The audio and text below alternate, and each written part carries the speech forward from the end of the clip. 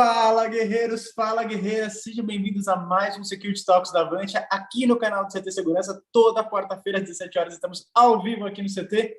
E hoje eu te convido a se inscrever no canal, ativar as notificações, que toda quarta-feira tem um conteúdo especial. E além do YouTube, estamos também no Spotify.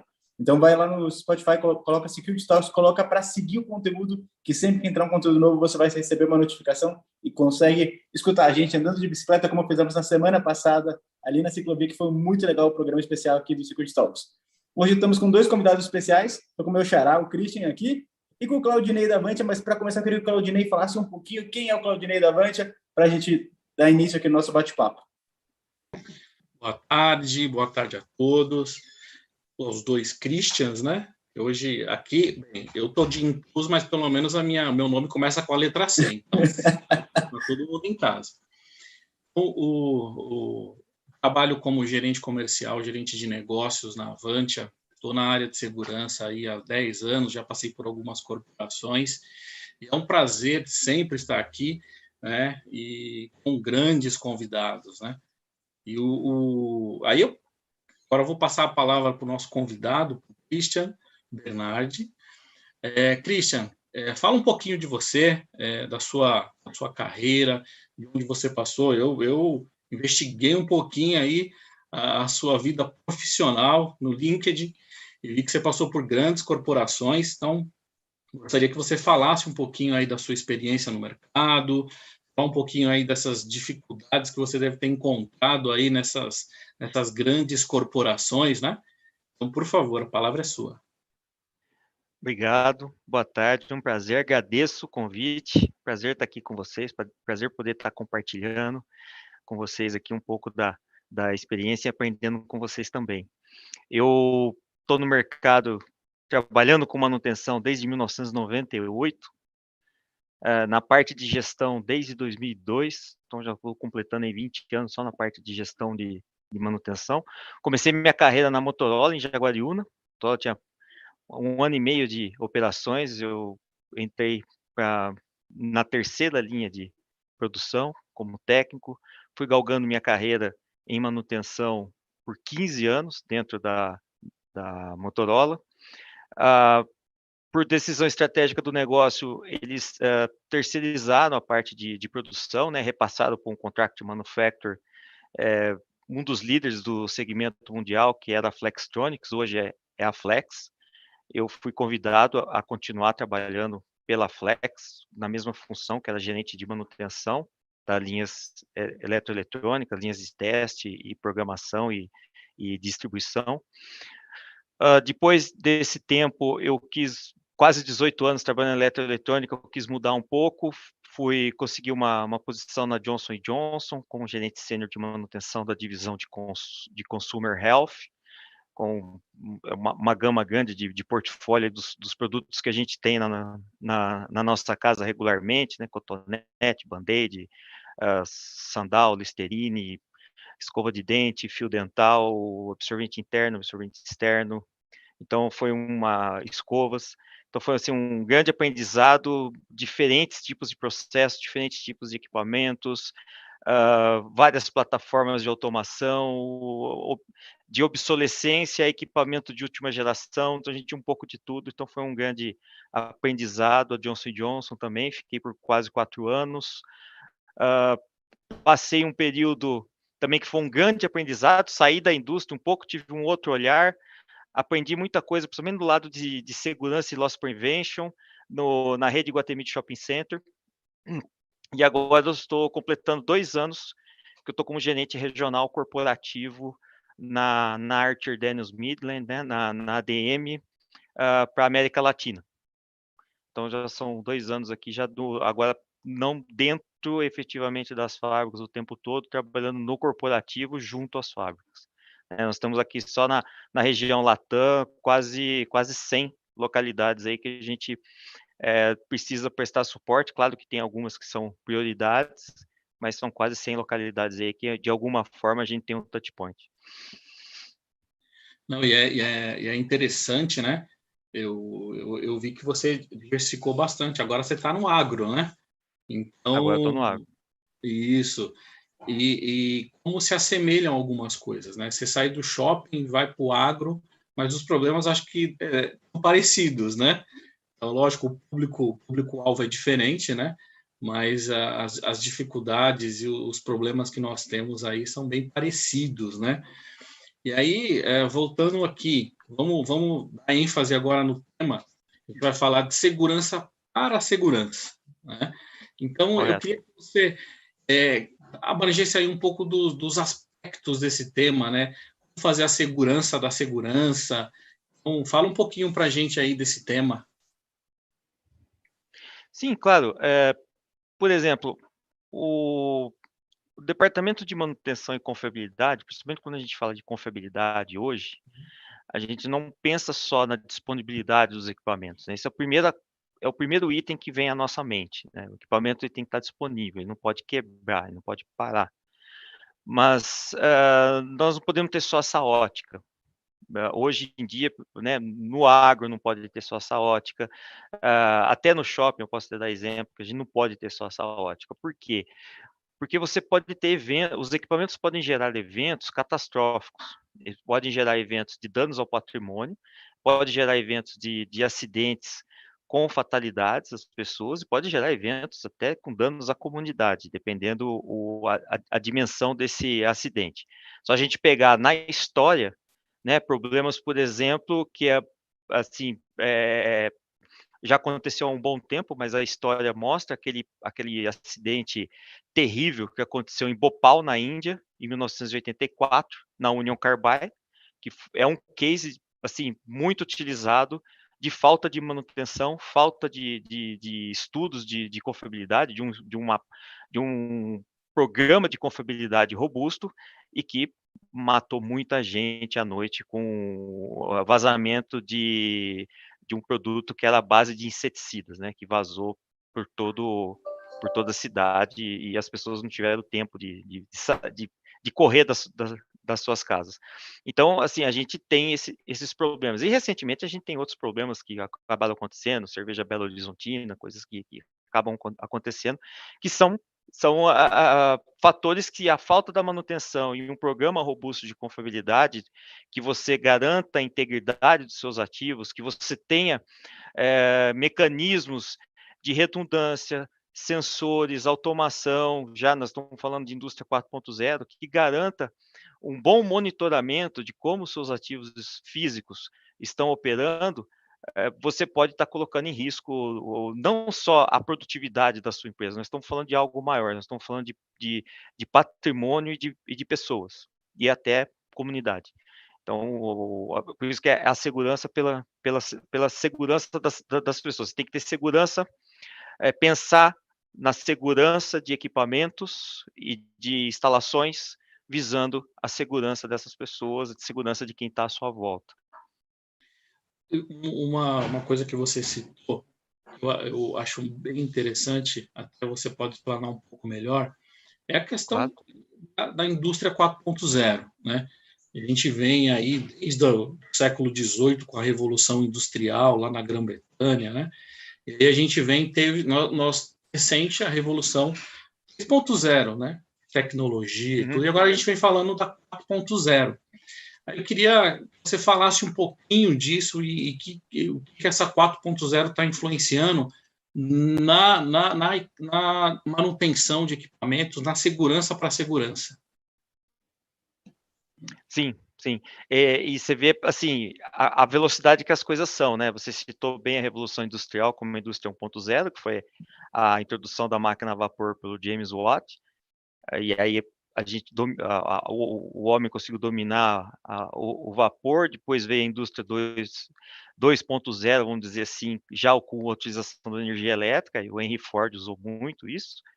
A 3.0 ali na década de entre 60 e 70, com os primeiros robôs e as primeiras automações, e você vê que cada vez vai diminuindo o espaço de tempo. E aí, em 2011, na feira de Hanover, nasceu a indústria 4.0, que foram os primeiros sistemas digitais interligados e inteligentes, né, considerados, que foram nessa feira incentivada pelo governo alemão. E a gente fala até que a indústria 5.0 é uma questão de tempo, né, vai vir rápido. Hoje, o que acontece? O grande problema de você monitorar determinados equipamentos, indústria petrolífera, mineração, indústrias químicas que você tem problemas não só de explosão. Hoje, quando a gente fala de explosão, você às vezes você associa muito a combustível, a gás combustível, né? Uhum. Você associa muito isso. Mas a gente pode ter explosão por pó, né?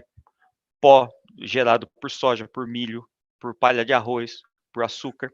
Você pode ter explosão. E você pode ter explosão em indústrias químicas por reações químicas ou por componentes que, quando eles entram em contato, eles geram uma reação expansiva, como foi esse caso desse acidente em Bhopal, que foi um caso de o produto não podia ter contato com água, que ele fervia. Então, assim, esse tipo de situação, como que você monitorava no passado? Eram sensores mais rudimentares, com muita fiação. Aí tem lugar que você não pode colocar fiação, porque é um lugar explosivo, aí você tem que ser tudo uma questão mais especial.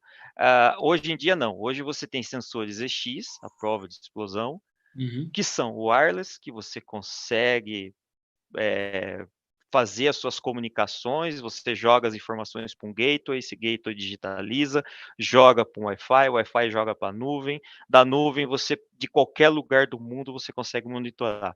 Você consegue ter o fabricante daquele equipamento, daquele sensor na Alemanha, monitorando o seu equipamento aqui no Brasil. Quer dizer, tudo ficou mais fácil. E nós estamos falando assim, você coloca um transmissor de pressão diferencial, você coloca um transmissor de pressão manométrica, você coloca um sensor de vazão tipo Vortex, detector de gás, né? No caso de segurança de pessoas, se você tem um ambiente que tem nitrogênio, e você pode ter um vazamento de nitrogênio, esse nitrogênio pode transformar o ambiente inerte e faltar oxigênio para as pessoas, então você coloca um detector de oxigênio que avisa as pessoas que está chegando que por causa de um vazamento de nitrogênio, você pode ter um problema de falta de oxigenação e gera um alarme, as pessoas têm que sair, têm que evacuar o local.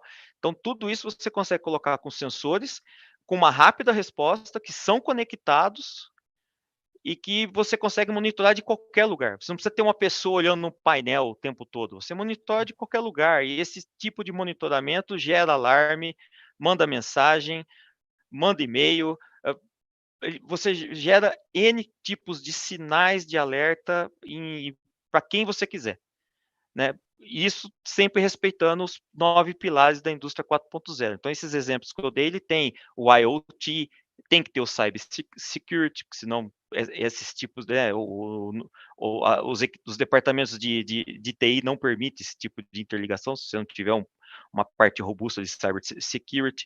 Você tem o Cloud Computing, você tem a parte também de interligação, né, sistemas conectados. Então, tudo isso você, usando os conceitos de indústria 4.0, você consegue colocar hoje monitoramentos com uma segurança muito maior, num custo já que está bem mais acessível. Há 5 anos atrás, um gateway custava $150, hoje você compra por $10, $9.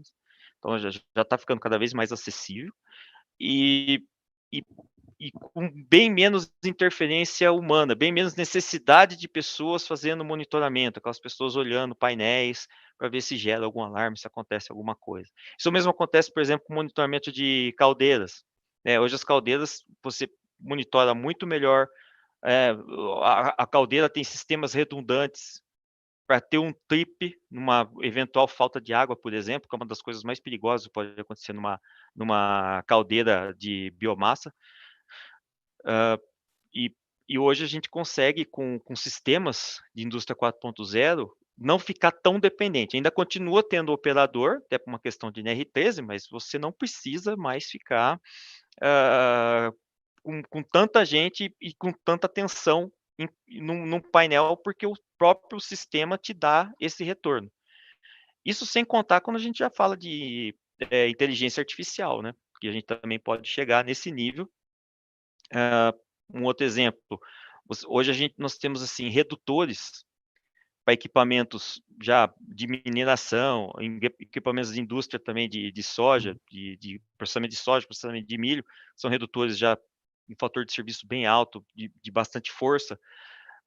Você consegue hoje ter inteligência artificial a ponto dele fazer vários monitoramentos de análise de vibração, de temperatura, até de checagem de óleo, e que ele interliga com entradas e saídas do equipamento, e dependendo a força ou a vibração, se ele estiver saindo, se ele tiver com índices alarmantes de vibração axial X ou Y, ou radial, ele sozinho ele pode tomar decisão, desde que você parametrize isso, ele toma uma decisão de diminuir a entrada de material, trabalhar numa carga menor, trabalhar numa velocidade menor, né? Ou até assim, termina de sair com o produto, mas não entra mais nada. Depois que sair o produto, para, justamente para você garantir a integridade daquele equipamento e evitar um dano maior, né? Um dano maior ao equipamento.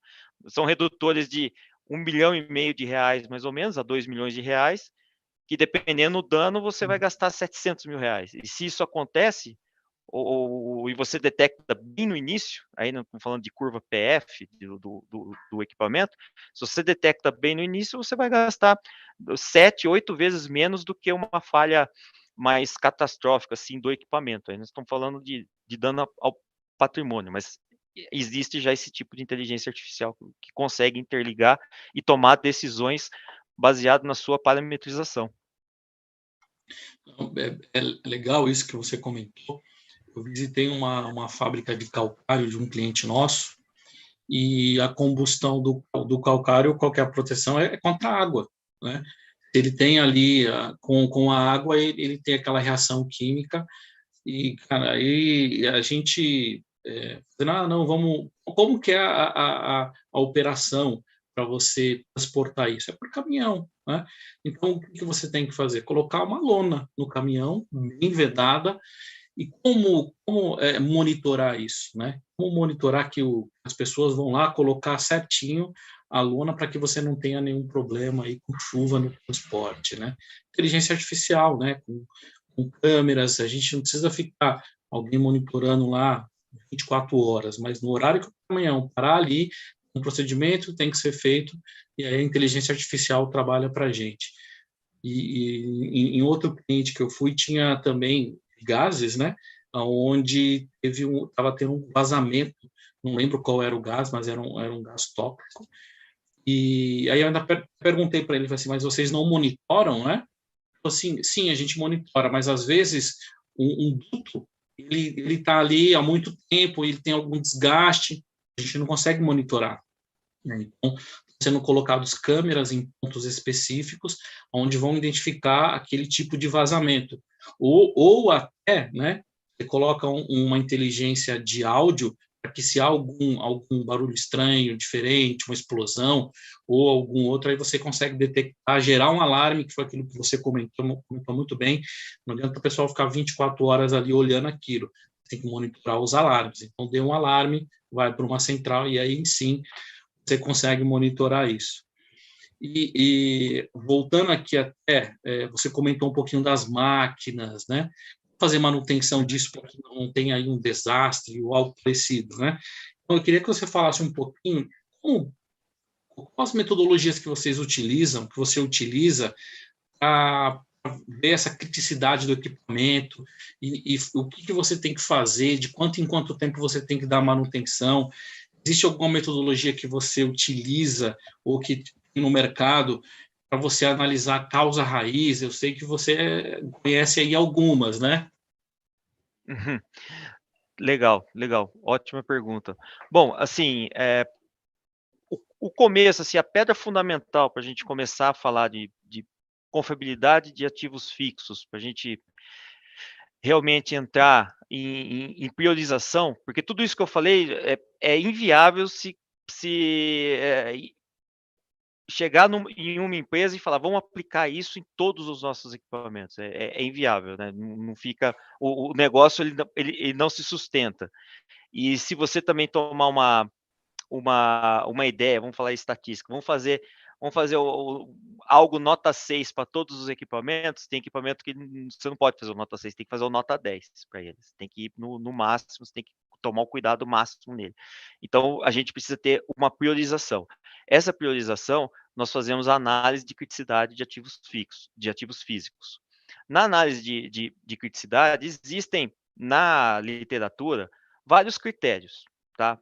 Os critérios podem ser até adequados de processo para processo, pode mudar de fábrica para fábrica, mas basicamente o que é importante?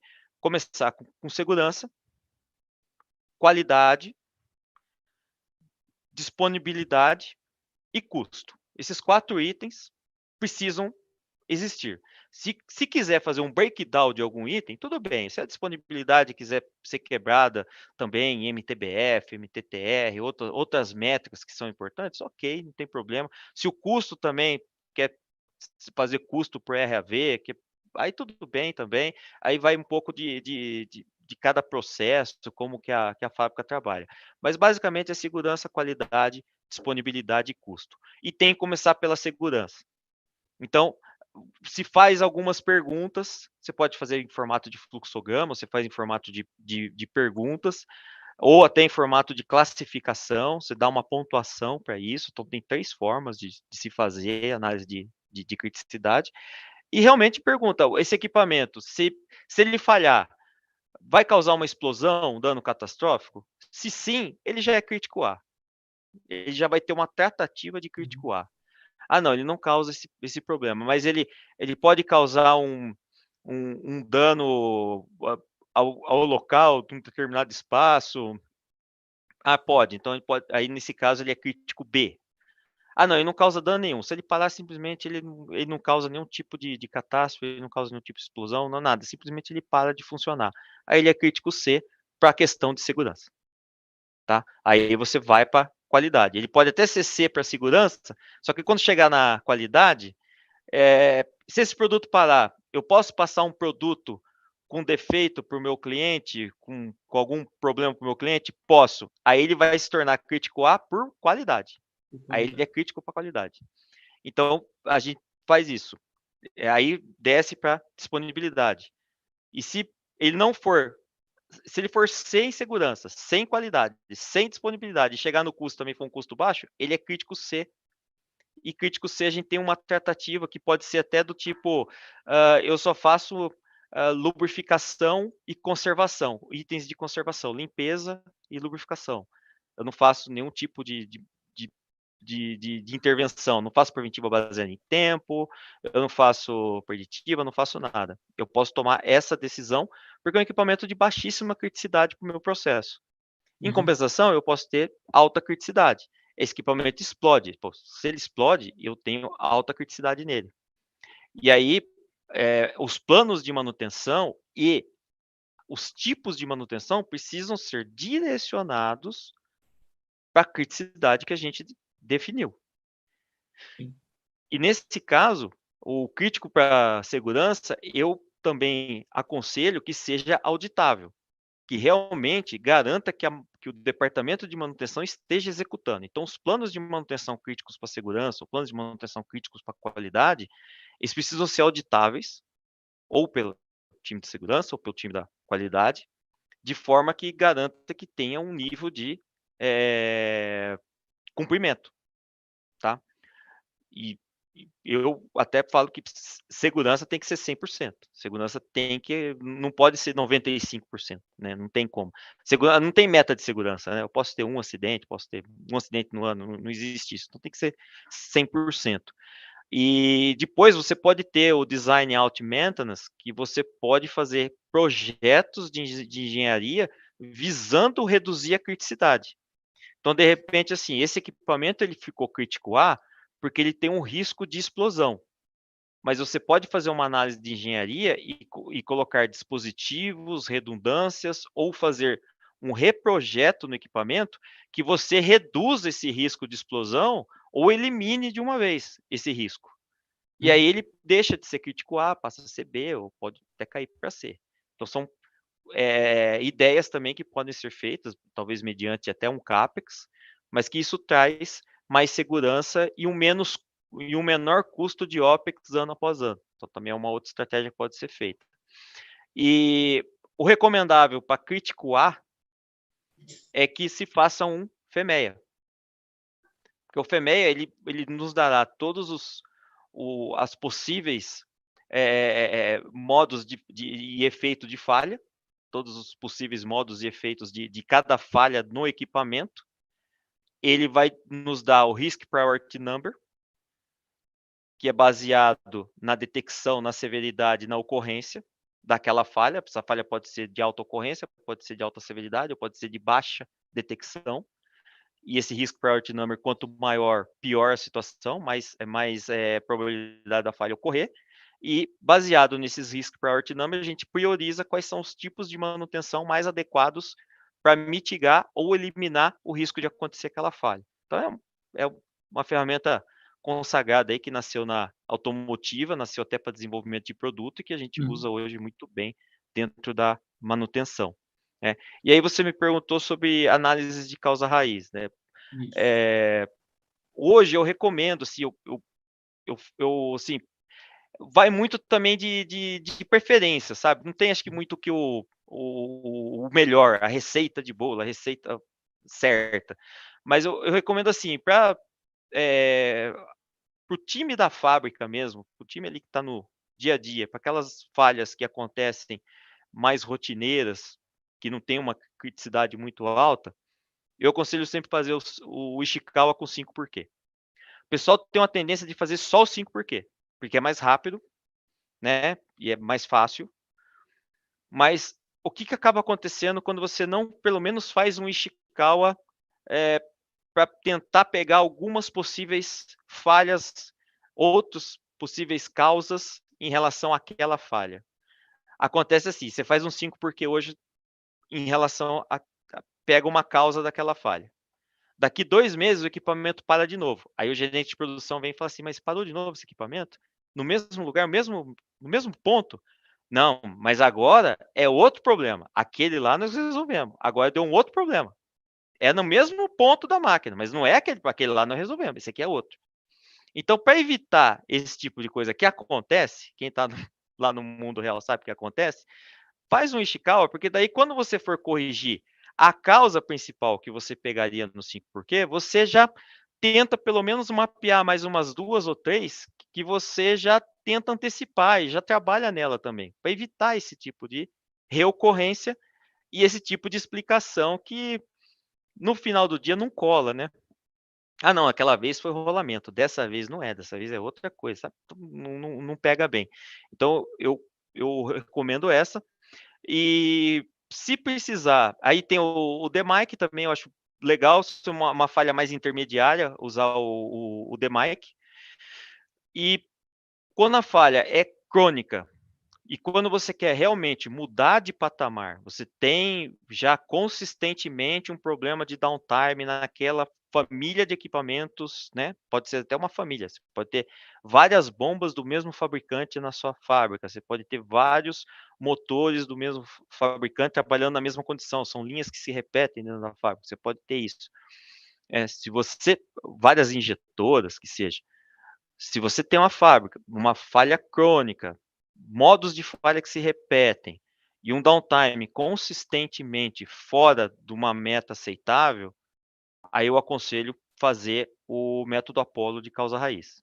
Esse é bem completo, esse realmente muda a diferença e muda o patamar das coisas. Esse vai reduzir seus custos, esse vai te mudar, uma vez que você também implemente as ações, né? Porque ele vai gerar uma gama de ações e você tem que implementar. Esse é um outro problema das análises de causa raiz. Às vezes, os gestores cobram, eu quero uma análise de causa raiz. Né? E não é legal cobrar, eu quero uma análise de causa raiz. Eu quero análise de causa raiz, as ações e a data que as ações não estarão implementadas. Tem que sempre complementar essa solicitação. Porque normalmente o pessoal faz análise de causa raiz, gera as ações e entrega. Opa, fizemos, descobrimos o que é. Mas depois de 2, 3 meses, ninguém faz o follow-up se as ações forem implementadas. E aí parece que a análise de causa raiz não surtiu efeito, isso não dá certo, não sei por que a gente faz isso, porque as ações não foram implementadas.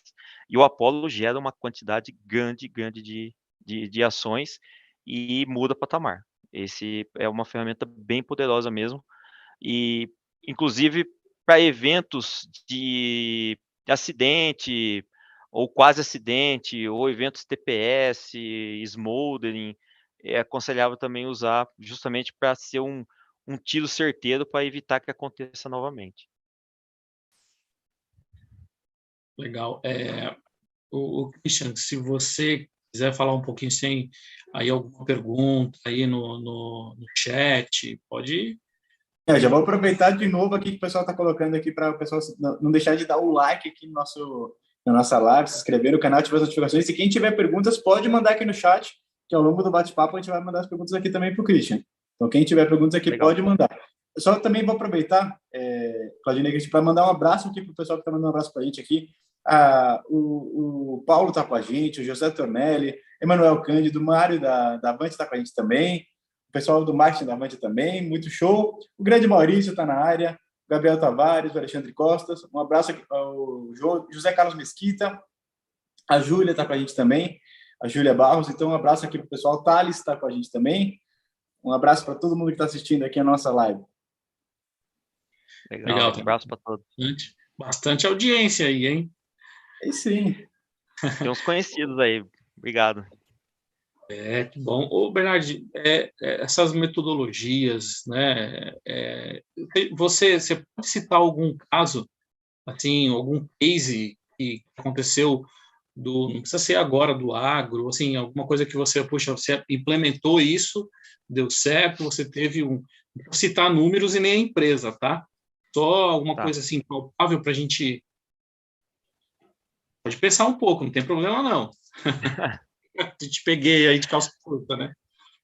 Não, acho que dá para a gente citar, assim, a gente tinha um case, né, de bombas de alta pressão, que era um fabricante top, um dos top mundiais, mas que caro, assistência técnica é cara, as peças de reposição são muito caras, e que estava gerando muita manutenção, tanto corretiva quanto as preventivas que estávamos fazendo também geravam custo, porque tinha muita troca de peças recorrentes, né, por tempo. Você fazia inspeção e precisava trocar,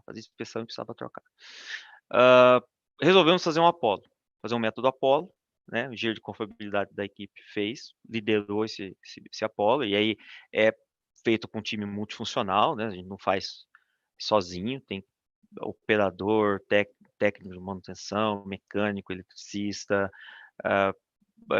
pessoal da produção é importantíssimo, se precisar da qualidade, em alguns casos a gente chama até o próprio fabricante para nos ajudar, participar junto com a gente, e assim, abriu bastante o leque, sabe, a gente descobriu muita coisa, por exemplo, itens que não precisaria estar fazendo da forma que a gente estava fazendo, então a gente estava sendo um pouco preciosista.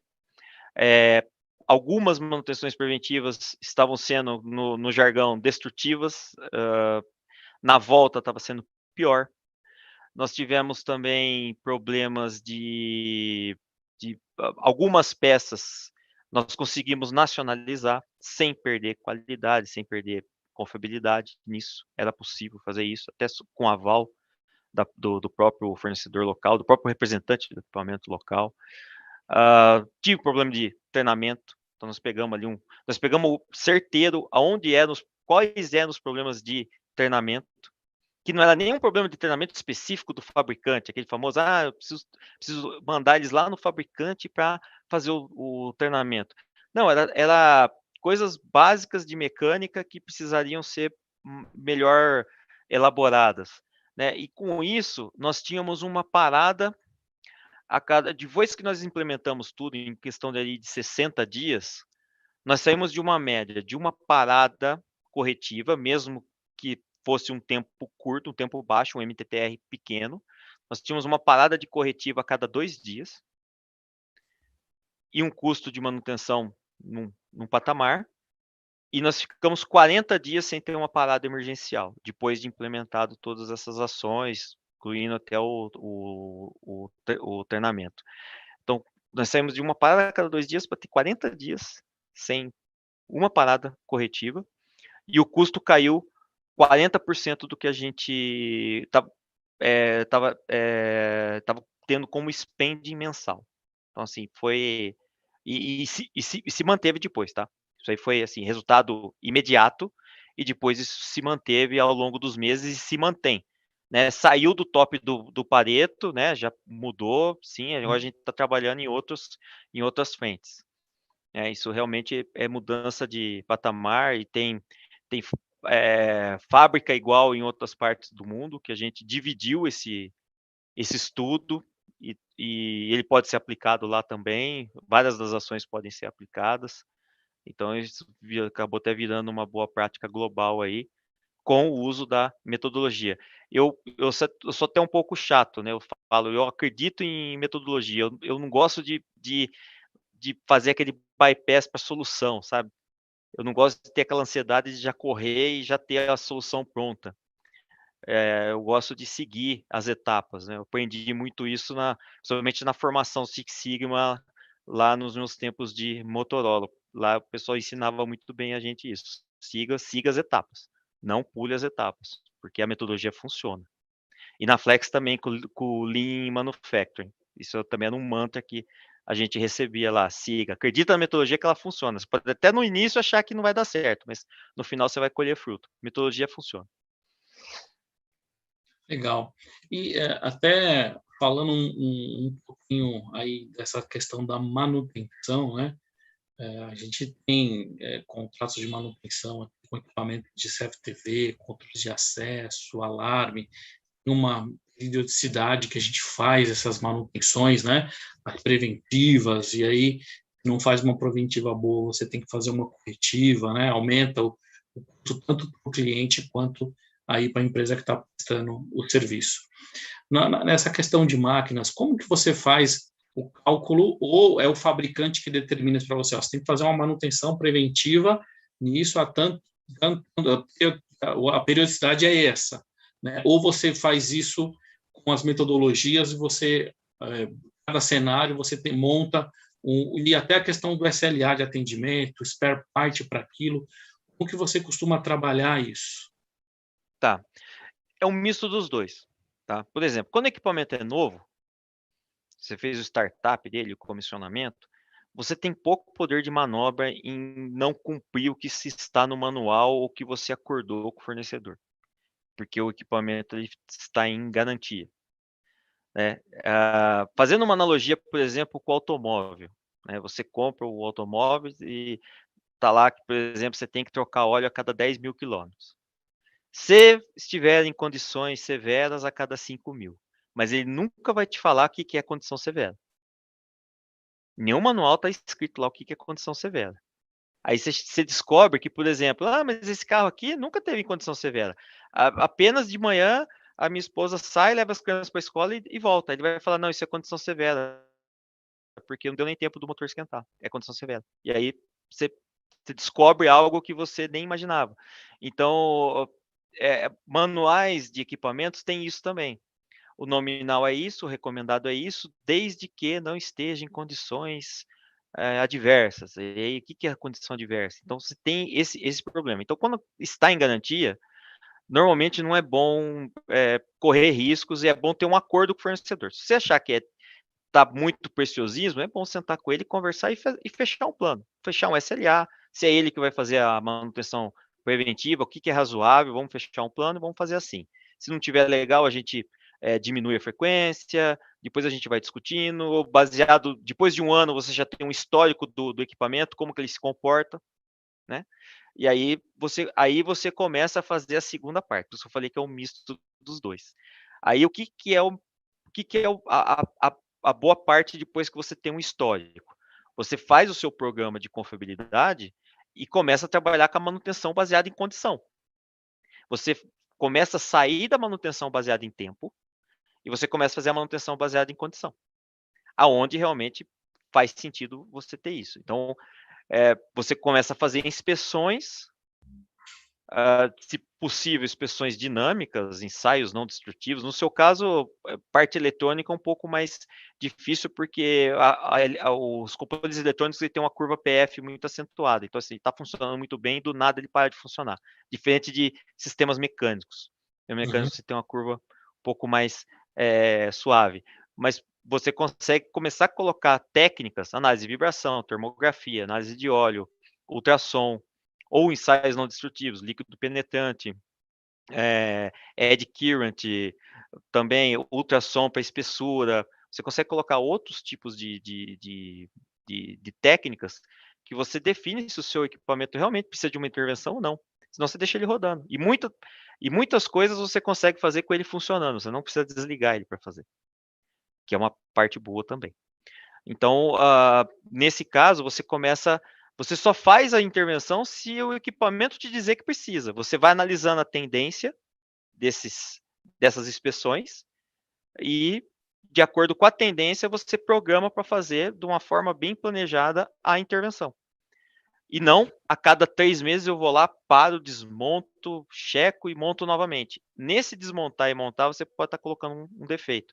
No caso, por exemplo, de CFTV, desses sistemas, se você colocar que a cada 3 meses você tem que ir lá, desmontar tudo, fazer limpeza e montar novamente, você está correndo um risco de colocar um mau contato, de danificar algum cabo, de alguma coisa, né? Eu não sou tão...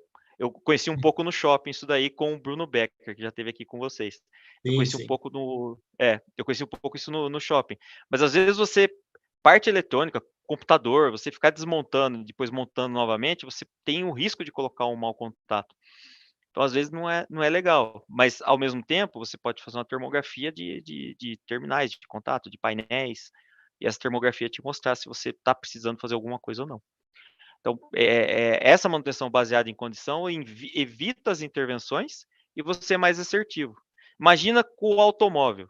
É que hoje não valeria a pena pelo custo, mas ao invés de você trocar o óleo a cada 10 mil, você faria análise do óleo e só trocaria quando ele estivesse perdendo as suas propriedades.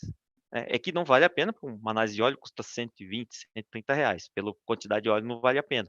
Mas imagina se o equipamento que vai 300, 400 litros de óleo, a gente faz esse tipo de análise, né? No começo, o fabricante fala, a cada tantas horas você troca o óleo.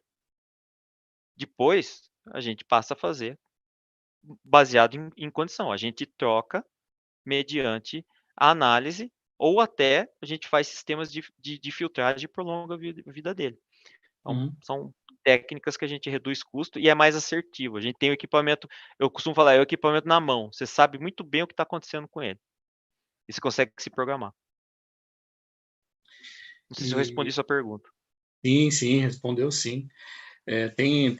Temos um cliente que nós implantamos, né, um sistema de FTV, e o comprador me questionou, né? Pô, você vai começar a dar manutenção assim que instalou, a manutenção preventiva?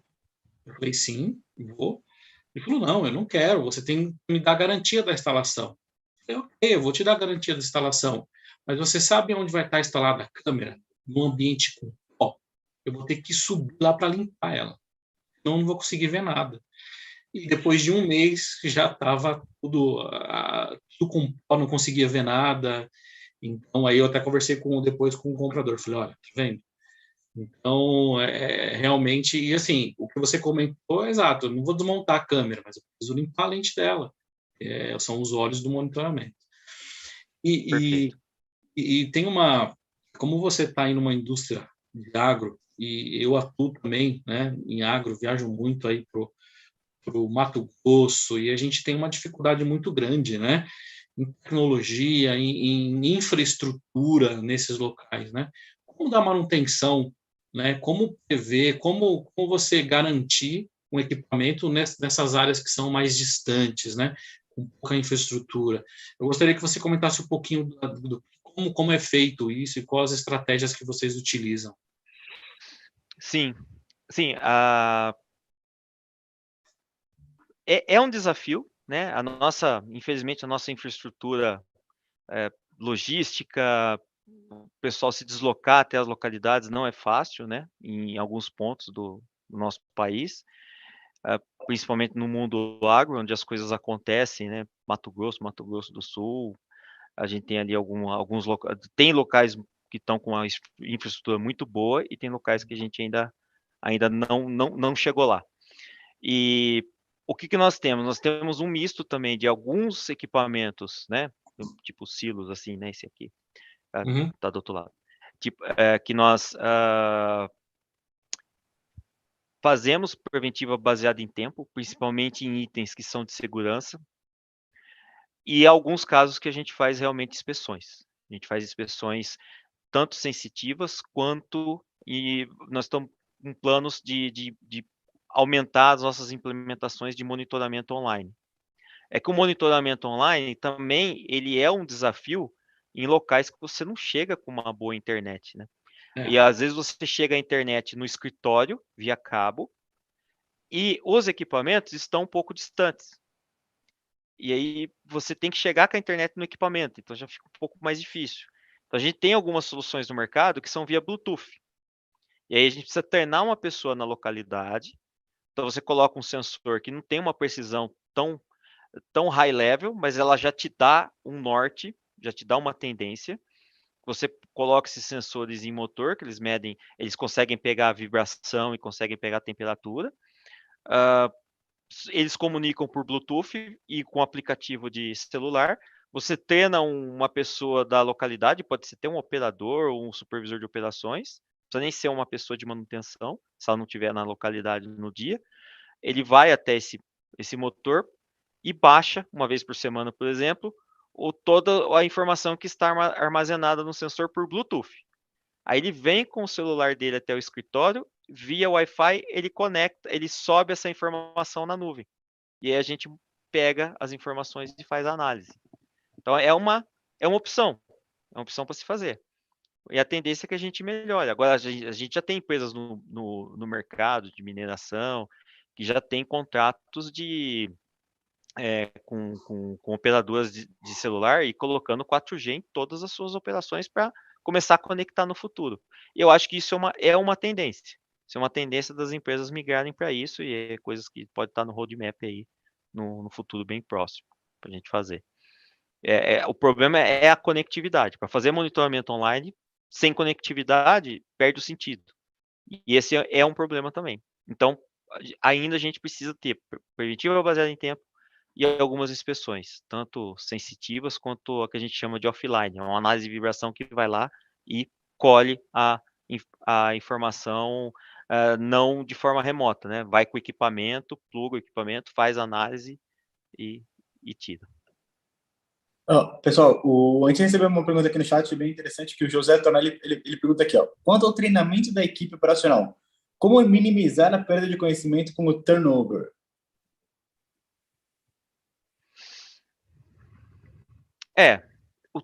O turnover hoje, assim, ele não é um problema, eu não considero um problema crônico em todas as regiões do país, mas sempre num local ou outro acaba acontecendo infelizmente, o turnover. A gente não consegue reduzir, mas o que a gente tem que, na minha opinião, Tornelli, a gente precisa ter um plano de resposta rápido. Então, o que é o ideal? Ter já uma parceria com o RH. Se você consegue ter uma parceria local com algumas escolas, com algum centro, que seja, parceria com algumas entidades, e já ter um buffer, né, um pipeline de profissionais já pré-cadastrados para ter essa reposição rápida, é interessante. Se você consegue, eu já vi isso em Manaus, por exemplo, já no passado, as empresas davam treinamento nas escolas de curso técnico, de nível médio, já preparando as pessoas. Eles já sabiam, já tinham a nota, já tinha meio que a participação, quem participou melhor, quem estava melhor, eles já tinham até os nomes, mas eles davam esses treinamentos de graça. É um ganha-ganha que você faz com a comunidade. Você já tem aquele pipeline, teve o turnover, você já repõe. Isso para nível júnior, né? Então, esse tempo de resposta você consegue trabalhar. E dentro da sua equipe, você já ter também o que a gente chama no jargão de escadinha, né? Então, se você perder um sênior, você já tem que ter um pleno ali preparado para você tentar repor dentro da sua própria equipe. Agora, senão você tem que realmente ir para o mercado e ir para o mercado de forma agressiva para tirar um sênior de algum outro lugar. Ou pegar alguém que esteja disponível no mercado e trazer o mais rápido possível, né? E você ter treinamentos que são específicos da sua área, dos seus equipamentos, do seu segmento, você já ter treinamentos preparados em plataformas, ou ter já os multiplicadores desses treinamentos, que você tenha a resposta rápida. Você contratou a pessoa, no mínimo de tempo possível, essa pessoa já está. O learning curve dele tem que ser rápido, para tipo 80% dos problemas ele já está apto. Vai ter 20% que vai demorar um pouco mais, mas 80% você tem que cobrir de uma forma mais rápida. Eu costumo até falar, se você contrata um bom eletricista e um bom mecânico, para ele aprender as especificações do seu processo, não demora, se você tiver uma boa base. Eu falo porque trabalho como professor também de pós-graduação e eu sei, a base faz muito sentido. 10 minutos. 10 minutos. E 10 minutos já está passando rápido, tem um monte de pergunta aqui ainda, mas tudo bem.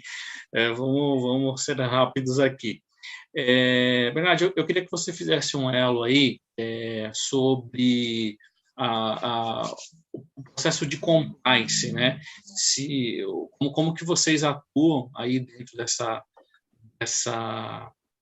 da área de manutenção com referência ao compliance? Ajuda, atrapalha, você tem isso? Como que...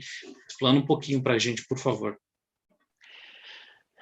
O compliance, assim, quem se dispõe a ser gestor de manutenção, ele tem que estar preparado para trabalhar muito próximo do compliance, porque, infelizmente, nós somos uma área que o pessoal vai sempre estar olhando para nós, né? Então, a gente tem que ter atitudes exemplares e acima de qualquer suspeito.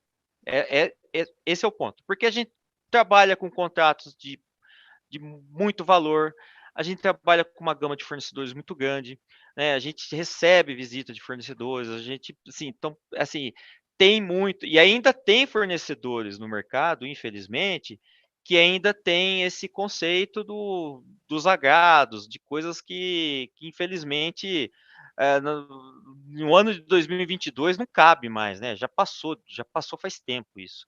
Então, nós temos que estar muito sempre de olho no compliance. Você tem que estar sempre falando sobre compliance com a sua equipe, tem que estar sempre atento, né? Isso começa na aprovação de um relatório de viagem. Eu tenho uma equipe que viaja muito. Eu olho gasto por gasto. Eu demoro para aprovar um relatório de viagem. E às vezes pega uma bobeira, uma nota fiscal de um abastecimento que estava como refeição. É bobagem, assim, a pessoa errou, não teve nenhum tipo de má intenção. Eu não aprovo, devolvo, falo, você vai ter que corrigir, sabe? Porque a gente é auditado por isso. Eu cheguei a ponto, por exemplo, em outra empresa que eu também tinha o carro, quando eu fui trocar o pneu do carro, eu falei, eu só vou trocar o pneu com vocês aqui, se vocês, porque ainda não tinha gestão de frota, né? A gente fazia por conta própria, os gerentes. Se você tirar foto dos TWI dos pneus e fazer um relatório que já chegou, que está na hora de trocar, senão eu não vou trocar, eu preciso guardar isso comigo. Se me auditarem porque eu troquei pneu, eu vou mostrar. É nesse nível que a gente trabalha. E para contratos de manutenção, a mesma coisa. Então, você tem que ter uma parceria com o procurement e não discutir preço. Quando você vai fazer uma concorrência, você não discute preço com o seu fornecedor, você discute escopo técnico. Preço é com compras, com suprimentos, com procurement. Eles discutem preço. A gente só discute escopo técnico. E o fornecedor vem, mas quanto você acha que é um valor razoável? Cara, não discuto valores com você. Tô pensando em cobrar tanto, cara, não sei, você vai discutir valor com compras, a gente não discute valor, né? Quando vai elaborar o contrato, vai para o jurídico, deixa o jurídico tratar o assunto, né? A gente só fica na nossa área é o quê? Escopo técnico. A gente sempre vai comprar o mais barato? A gente sempre vai fechar com o mais barato? Não necessariamente. Por isso que precisa ter um trabalho muito robusto com compras, na hora de elaborar o seu edital. O que você precisa? O que você está buscando? Por que você está fazendo aquela concorrência? Porque às vezes o mais barato não vai te atender, né? E também, quando for iniciar a concorrência, validar com compras de uma forma bem profissional quais são as empresas que vale a pena você colocar naquela concorrência. Que realmente você está comparando empresas do mesmo, vamos dizer, que flutuam dentro de um mesmo patamar ali de atendimento, de condições de prestar o mesmo serviço. E sim, está sempre trabalhando de uma forma que você não tenha risco. Então, fornecedor chamou você, outra coisa que eu costumo, chamou para almoçar. Olha, a empresa aqui tem restaurante, vão almoçar aqui comigo. Então, vai almoçar aqui na empresa comigo. Eu evito todos esses tipos de situações, porque a nossa área manutenção ela já é exposta nesse sentido. E tem históricos. Se você puxar históricos nas empresas por aí, tem muita coisa em manutenção que aconteceu, né? Porque é muito dinheiro passando, né, pelo departamento. Contratos de alto valor agregado, de valores mensais muito altos, e que sempre cabe investigação. Às vezes você não fez nada e você nem sabe se está sendo investigado porque aquele valor é alto. Então você tem que ter atitudes exemplares e sempre muito bem embasado. E como toda empresa também nos dá, né, com os treinamentos de anticorrupção. Se você tem se você tem canais também para denunciar e você viu, você tem que denunciar também. Isso eu fomento que as denúncias têm que acontecer. Senão você não consegue mudar a cultura de uma empresa, se for o caso, né? Se já existe uma cultura, você não consegue mudar se as denúncias não ocorrerem. Então, compliance não tem muito o que discutir. E são o que você comentou, são atitudes exemplares, né? Estou cansado de almoçar em algum lugar, né, no Brasil. Você chega lá, você almoça, na hora que você vai pagar, você pede uma nota. Fala assim, você emitiu uma nota? Aí a pessoa pergunta, do mesmo valor? Fala, ué, tem outro valor? Não tem o que eu almocei. Aí anexa, por favor, o meu comprovante de pagamento. Então, cara, isso me deixa muito chateado quando a pessoa faz uma pergunta dessa para mim, né? Eu falo, poxa, não tem sentido, eu gastei isso, eu vou pagar isso, né? Porque ele já sabe, tem muita gente que pede sempre, né? Então, é complicado, né? É complicado. E é o que você falou, vai da pessoa, né? Então, acho que se a pessoa, na hora do almoço, ela faz isso, aí chega num contrato de milhões para fazer uma negociação, é complicado, né? Então, você tratar com pessoas, né? Então, por isso que você tem o compliance aí que te ajuda, né? Esses treinamentos para você realmente, porque tá em todo lugar, né? E você tem que vir com você. É legal. Sim, e às vezes você tem pessoas na equipe que às vezes não tem nem a informação, às vezes tem até uma ingenuidade em alguns casos, então você precisa estar sempre conversando com o time, né? Sempre alertando o time sobre certas situações que podem acontecer, brindes que a gente pode vir a receber, então o que não pode, então são coisas que a gente tá sempre comentando, né? Eu já deixei anotado aqui, ó, eu vou almoçar com você, mas eu vou aí na fábrica e não vou levar a garrafa de vinho. Já deixei anotado aqui, tá? E se não puder receber os favor. brindes, manda para o CT Segurança, Avenida Eusébio Matoso 650. Dessas canetas promocional eu recebo. Boa. Pessoal, Crown já não. Crown já não recebo. Tem só mais uma pergunta. Eu posso extrapolar 2 minutinhos só porque o pessoal pode. Legal. E claro. o Thiago Bess pergunta uma dica de como minimizar os erros na hora de uma manutenção preventiva. Treinamento, procedimento. E quando a gente fala treinamento, informação, teoria e qualificação. Hoje, às vezes a gente erra muito no treinamento on the job. É muito prático para o gestor. Começa uma pessoa nova, você vai fazer treinamento on the job. Você vai acompanhar fulano aqui a semana inteira. Você vai ficar andando do lado dele. Andar do lado não aprende. Aprende a caminhar. Caminhar você aprende. Os lugares da fábrica você aprende, mas fazer a intervenção, não, você não aprende. Então, você precisa primeiro dar a base teórica, a pessoa entender, depois você tem que colocar para ver alguém fazendo, fazer sob a orientação de alguém e depois fazer sozinho. São essas 4 etapas, que é a qualificação. E aí você começa a minimizar os erros, né? E ferramentas adequadas. Então, por exemplo, eu vou trocar um motor e eu preciso alinhar o eixo. Eu tenho que ter um alinhador a laser de eixo. Esse negócio que eu vou alinhar, não, eu chamo fulano que é aquele lá e sempre alinhou bem, ele sempre soube alinhar esse motor, sabe? Esse tipo de coisa não cabe mais hoje. Nós estamos falando de um tipo de precisão que não cabe mais. E alinhamento de eixo, não estamos falando só de vibração, de vida útil de rolamento, vida útil de motor, estamos falando até de eficiência energética. Um desalinhamento pode fazer o motor gastar 15% a mais de energia. Até isso a gente pode ter. Então, sim, ferramentas adequadas também minimiza os impactos de uma manutenção preventiva. Muito bom. Christian, quero agradecer a tua participação hoje no Security Talks. Claudinei, tem alguma palavra final? Christian, tem alguma palavra final? Você tem alguma consideração, Claudinei? Só agradecer aí novamente pelo espaço, agradecer ao Christian aí pela aula que ele deu para a gente, né? E agradecer a todos aí os ouvintes e uma boa tarde aí a vocês, bom resto de semana aí e vamos para cima. Aí sim. Christian, quer deixar uma consideração final aqui para o pessoal da audiência? Eu queria agradecer muito a oportunidade, Christian e Claudinei. Sempre um prazer falar do que a gente gosta e do que a gente convive no nosso dia a dia, né? Colocar em prática aqui, compartilhar. Fico à disposição, estou lá no LinkedIn, quem quiser conectar, quiser trocar experiência, fico à disposição de todos aí, quem quiser continuar essa conversa também, é um prazer, é algo que eu faço com muito prazer, porque é o que eu gosto, é o que eu convivo. Quando a gente faz o que gosta, a gente não trabalha mais, né? Não é mais um trabalho, né? Quando a gente faz o que gosta. Então a gente deixa de trabalhar.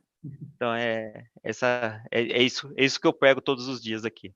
Muito obrigado. E com certeza vamos ter que marcar um segundo tempo, porque esse bate-papo passa muito rápido, né? Com certeza. Podemos marcar, com certeza. Toda quarta-feira, às 17 horas, Security Talks da Avante aqui no canal do CT Segurança, e a gente se vê na semana que vem. Muito obrigado. Valeu, obrigado, gente. Obrigado. Você já pensou em transformar o seu futuro com menos de R$1 por dia? Sendo um membro do CT, você tem acesso a cursos e conteúdos ilimitados, alavanca a sua carreira no mercado e pode conseguir aquele aumento que tanto queria. Você também pode usar o nosso co-work, que fica em um dos bairros mais bem localizados de São Paulo, e conseguir muitos contatos para futuros projetos. E não para por aí, sendo membro, você tem acesso ao nosso clube de benefícios com descontos exclusivos em produtos e serviços pensados para você. E tudo isso por apenas R$ 29,90 por mês. Experimente por 7 dias grátis. Seja um guerreiro da segurança. Acesse ctsegurança.com.br, clique em Seja Membro. Seja membro, seja CT.